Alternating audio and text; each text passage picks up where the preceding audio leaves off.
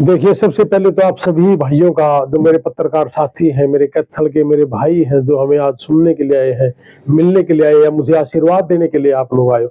सबसे पहले तो आप सभी का मेरा धन्यवाद हाथ जोड़ के, और मैं नमन करता हूँ सभी भाइयों को। और पत्रकार बंधु, तो आप लोग तो हमारी रीढ़ की हड्डी हैं, जिनकी वजह से लाखों लोगों का जीवन भी बचता है और लाखों लोगों का मार्गदर्शन आप लोग करते हैं। तो आपके दर्शकों को मेरी नमस्ते, राम राम, सत श्री अकाल, आदाब, भारत माता की जय। सर, क्या विशेष है जानकारी आज आपकी ओर से? जी, विशेष जानकारी तो हम काफी लंबे टाइम से आपके माध्यम से भी और हमारी अपनी सोशल मीडिया के माध्यम से भी बहुत लोगों को हमने यही कहा कि भी सबसे पहले तो मैंने ये बताया कि भाई पूरे हरियाणा में जो अमेरिका की जो यूनिवर्सिटियां हैं वो हमारे पास है, बाकी नहीं है। बाकी या तो कोई चंडीगढ़ है या फिर कोई दिल्ली है, किसी से बात कर रहा है, इसलिए ये शायद हो सकता है कि महंगे इसलिए भी हो, क्योंकि वो ऊपर भी देना नीचे भी देना। हमारा तो सीधा सा टाइप है, और बहुत यूनिवर्सिटियों के साथ टाइप करके भी आया हूं मैं, कि जो और नई जुड़ी है। और सबसे बड़ी बात बता दूं मैं, अब की बार तो अमेरिका के अंदर 4 साल की बैचलर होती है, लेकिन एक यूनिवर्सिटी ऐसी है जो पब्लिक भी है। अगर कोई बच्चा 9वीं 10वीं 11वीं 12वीं सीबीएसई में है और अभी पेपर स्टार्ट भी नहीं हुए हैं और उसने आईएलटीएस कर रखा है, तो हम उसका प्री एडमिशन करवा के देंगे, और उसकी बैचलर भी 3 साल की होगी, यानी कि 1 साल उसका बचेगा, और 1 साल का मतलब है 25 लाख बचना। और जो मिनिमम रेट है हमारा, जैसे मैं कहता हूँ कि जी हम 6.5 से 7 लाख रुपए में, जिसमें 5 फीसें हैं, एक सेमेस्टर की फीस, हमारी फीस, सर्विस फीस, यूनिवर्सिटी का फॉर्म भरने की फीस है, एमएससी फीस है, ये सारे की सारी फीसें 5 फीस इसके अंदर आ जाती है। लगने के बाद मतलब 4.5, और हमारी फीस उससे पहले तो 75-80 हजार रुपए में लग जाता है पता कि जी आपका वीजा लगा कि नहीं लगा। और मैंने आपके माध्यम से भी और बहुत से लोगों को एक ही बात बोली कि हम झूठ पे तूफान पे काम नहीं करते, वीजा की कोई गारंटी नहीं होती। यहाँ पे मैं आपको थोड़ा सा बताना चाहूंगा, पूरे देश में एक ही चीज के वीजा की गारंटी दे दे 35 लाख, वीजा की गारंटी दे दे 28 लाख, 32 लाख। और यहां तक कि अगर किसी बच्चे का लग भी जाता है तो अमेरिका जाने के बाद बहुत लोग मुझे मिले, अपने कैथल के भी, कुरुक्षेत्र के, करनाल के, कि जी मेरा वीजा तो लग गया, मैं कैथल से लगवा के आया। एक लड़की मिली कि मैं कैथल से लगवाया था। हाँ बेटा, तो कहता है कि मेरा एजेंट ये कहता है कि जी बेटा तू आगे यूनिवर्सिटी में मत जाना, आपके डॉक्यूमेंट्स गलत हैं, और एक सेमेस्टर की फीस खाने के चक्कर में सारे ड्रामे करना। हमारा काम सीधा पाक साफ है, आपने अपने हाथ से एमएससी फीस भरनी है, अपने हाथ से सर्विस फीस भरनी है, और अपने हाथ से ही उसने यूनिवर्सिटी की फीस भरनी है। हम लेते ही नहीं किसी की। और वहां जाने के बावजूद भी जहां तक हम पहुंच पा रहे 300-400 किलोमीटर तक, बेटा है बेटी है, हम उनको पिक करके भी वहां अपनी सेवा देने का काम करते हैं। वो एक अलग बात कि अगर एकदम 8-10 आ जाए तो हर एयरपोर्ट पे हम नहीं जा सकते, और उसका कभी हमने चार्ज ना लिया ना हम लेंगे। और आपको ये भी पता है कि बहुत से लोग हैं हमारे जो अमेरिका डोंकी से भी गए हैं।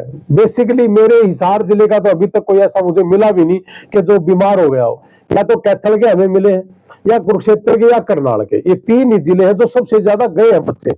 और हमें इस चीज में जाति धर्म से भी कोई मतलब नहीं है। मुझे बहुत से लोग क्वेश्चन करते हैं कि आप किस जाति के हैं, फला किस जाति का होगा, हमें कोई लेना देना नहीं।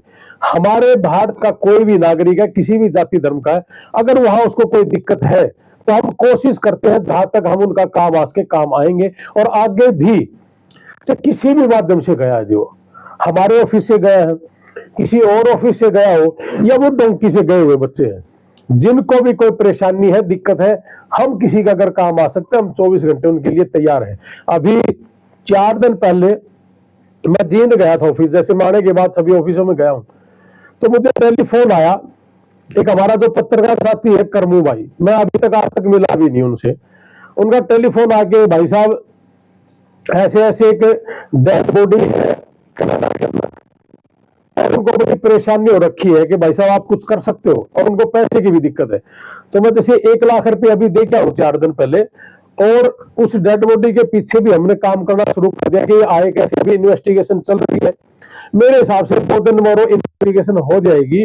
जो आज हमारी एमपी और पुलिस डिपार्टमेंट से जो बात हुई है, वो 1-2 दिन के बाद शायद हो सकता है 10 दिन के अंदर अंदर वो डेड बॉडी हम यहाँ लेके आने में कामयाब हो। हमारी वहां की एम्बेसी में भी काम हमारा होगी ये बात, 1 दिन के प्रोसेस में एम्बेसी से हमारा काम हो जाएगा। जो थोड़ी बहुत रहती है तो पुलिस इन्वेस्टिगेशन की कि कहीं उस बच्चे के बाद कोई छल कपट ना हो गया हो या कोई चीज ऐसी ना लगी हो जिसकी वजह से ये हुआ हो, क्योंकि असाइलम वाला बच्चा कहता है कि तो उन चीजों में उसको थोड़ा सा दिक्कत आती है। ना तो इन लोगों को आपने भेजा और ना आपसे कोई इनका संबंध, फिर भी इस तरह की समाज सेवा करी जन। देखिए, हमने ये जो काम शुरू किया है, ये काम केवल और केवल मात्र एक सेवा के लिए शुरू किया गया, ना कि पैसे कमाने के लिए किया गया। अगर पैसे कमाने की बात होती तो मेरे भी रेट इन भाइयों की तरह होते, और यहाँ सबको पता ही था कि अमेरिका का काम तो 25-30 लाख से होता नहीं। जब हमने कहा कि 6.5 लाख में भी हो सकता है 5% है, तो बहुत लोगों के क्वेश्चन भी थे, और क्वेश्चन ये थे कि सर ये नहीं हो सकता, अमेरिका है। जब यहाँ से बच्चे गए, आपके कत्थड़ से बहुत बच्चे गए। अब तो आप मेरे हिसाब से चारों तरफ अगर कोई गांव, देखो गांव तो अभी रहा हुआ क्योंकि 4-5 महीने हुए हमने किसी एक ऑफिस से, और सबसे कम समय में सबसे कम पैसे में, अगर पूरे भारत में कह सकते हो तो 200 से ज्यादा वीजा अमेरिका के हमारे ऑफिस से लगे हैं।